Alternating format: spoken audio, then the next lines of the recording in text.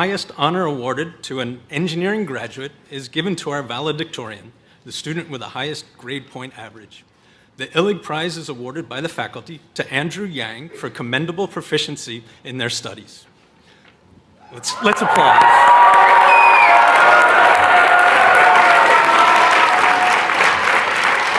Come on over here and I'll do that. So a double major in physics and applied math. Andrew is also the recipient of this year's Applied Physics Faculty Award. His interest lies in the intersection between physics, mathematics, and computation.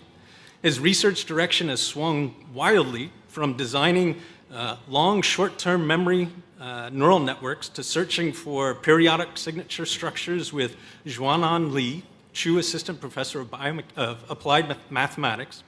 The majority of his work has been with Simon Billinge, Professor of Material Science and Professor of Applied Physics and Applied Math, on designing fast techniques and programs to probe changes in material structure from high-throughput diffraction data. We're still going. He and Billinge have taken these techniques to beamlines in 3 continents. Andrew enjoys discussing his work and was the first undergraduate to speak at a Bruker AXS MIT symposium. He'll continue his exploration of material structures and behaviors through neutron diffraction and machine learning of interatomic potentials at Caltech. Please help me congratulate and welcome to the podium for remarks this year's recipient of the Illig Prize and valedictorian of the class of 2025, Andrew Yang.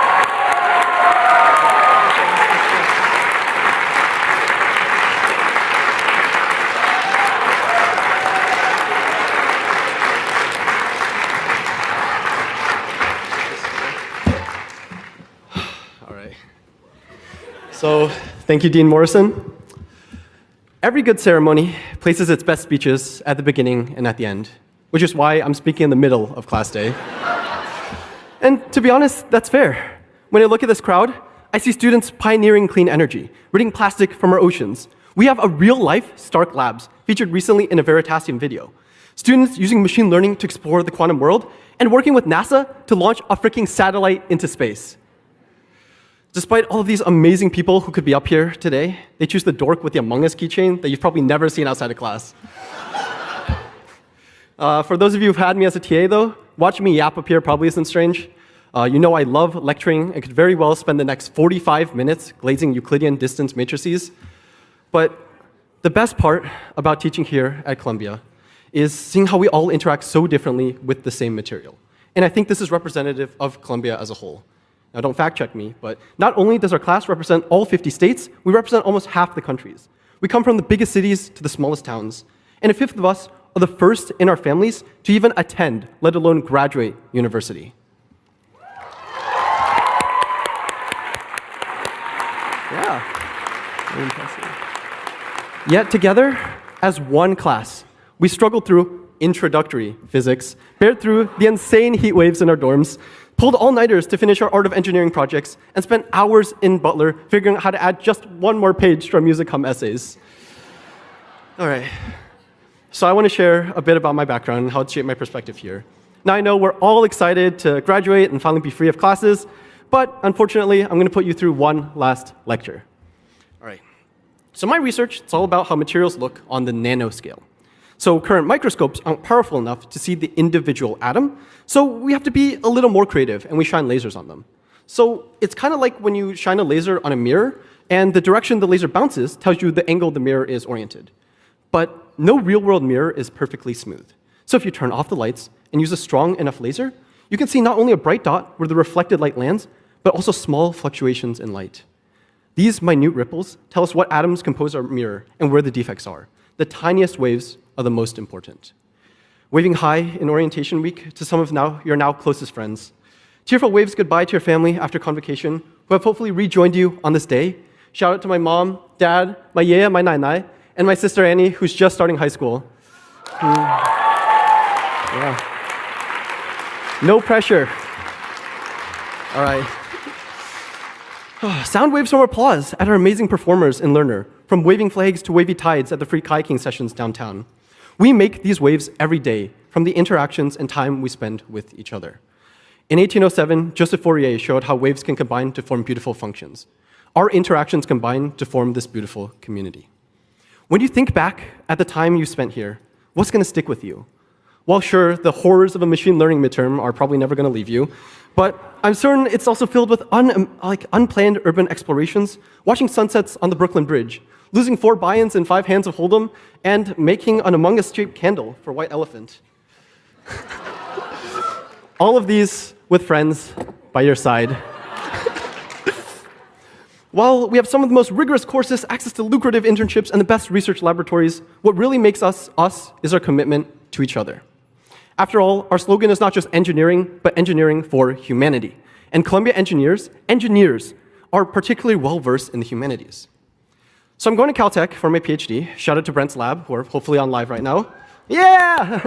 And when I went to visit LA, I got lost late at night looking for Union Station. And I asked a stranger at the bus stop for directions and ended up sitting next to him on the bus. We chatted a bit before our conversation turned to syllogisms and the Nicomachean ethics. And he was impressed that Columbia taught us so well about Aristotle that he offered to take me out for dinner. And while sure, I could have ended up without my kidneys in an ice bath, it turns out he was a former sociology professor, and we engaged in one of my most exciting debates about what it means to belong somewhere. All because I went, screw it, I'm in.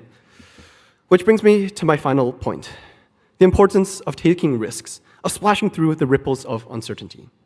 While this mindset has led to unpleasant situations, like being detained in Japan during midterms week and Googling symptoms of beaver fever after drinking water from a creek, hear me out, I wanted to try the cold spring up at Cold Springs, so yeah. Don't do it. But taking these risks has also allowed me to explore amazing physics across the Pacific Ocean, become the first undergraduate speaker for the Bruker MIT Symposium, and wear a video game costume for a graduation speech.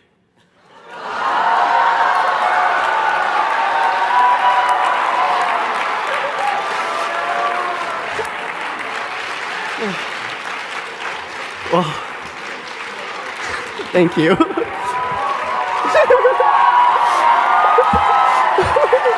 One more.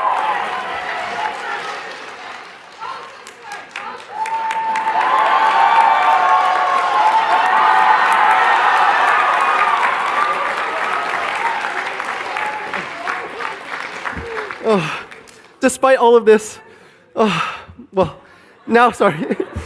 now more than ever, it feels difficult to take risks, especially when it feels like the whole world is watching and there's always something we can lose. Despite this, I'm confident our class is exclusively qualified to overcome any hardship. During our NSOP, our campus flooded from the rain, but rather than hiding away, we brought out a boat and Sea of Thieves our way outside of John Jay. We survived a pandemic, stood with our families abroad, and braved events other students may never face in their lives. We even spent a good portion of college without generative AI. Yeah. Isn't it crazy? We started our journey without Claude or Perplexity, and now LLMs have dominated our... Oh, sorry, GPT says I'm out of free credits, so I guess I have to close things off. Yeah. We came here maybe unknowing about what the future would hold, and definitely not knowing what these 4 years would bring. But we made it. With the invaluable supports of our friends and family, after weathering so many tides, we've made it to the crest of our college careers.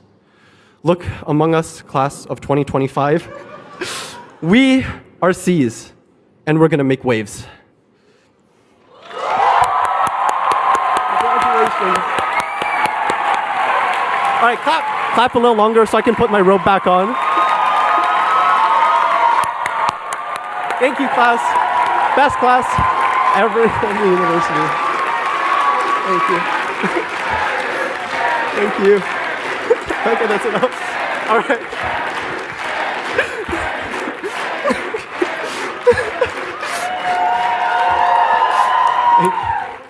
Thank you so much.